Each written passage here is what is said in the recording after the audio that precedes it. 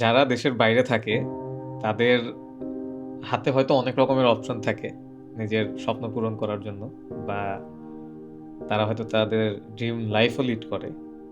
But two be honest, আমার মনে হয় যে তারা তাদের জীবনের অনেক মূল্যবান কিছু মোমেন্টস তারা মিস করে, যেটা প্রত্যেকটা মানুষের জীবনে প্রয়োজন।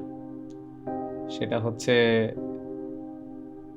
সবার মধ্যে যে কমন বৈশিষ্ট্য যে তারা তাদের পরিবারকে মিস করে। আমি দেখছি অনেকে যে আমি হয়তো লেখাপড়া করি, অনেকে এখানে চাকরি করে। দিন শেষে না প্রত্যেকটা মানুষ যখন তার কাজ থেকে বাসায় আসে বা তার যে যার যার কাজ বা যেখানেই যাক সবকিছু শেষ করে যখন রুমে আসে বা নিজের বাসায় আসে, তার পরিবারের মানুষগুলাকেই ফোন দেয় আলটিমেটলি। এটার ফিলিংসটা সবার সেম।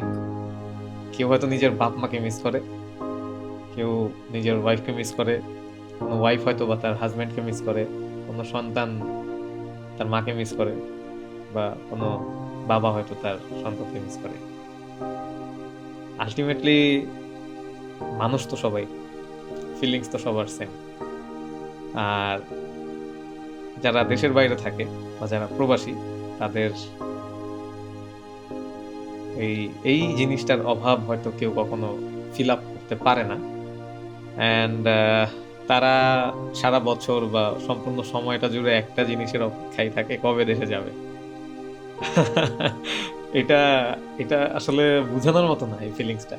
কারণ আমি নিজে এখন রিয়েলাইজ করি যে আহ, নিজের পরিবারের সাথে থাকাটা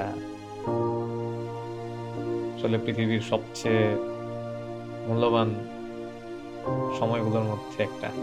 বা যারা নিজের পরিবারের সাথে থাকতে পারে সব সময়, তারা পৃথিবীতে সবচেয়ে লাকি মানুষ, আমি এটা বিশ্বাস করি। এটা শুধু আমার রিয়েলাইজেশন না, আমার মনে হয় প্রত্যেকটা ব্যক্তি যারা দেশের বাইরে থাকে তাদের সবার রিয়েলাইজেশন।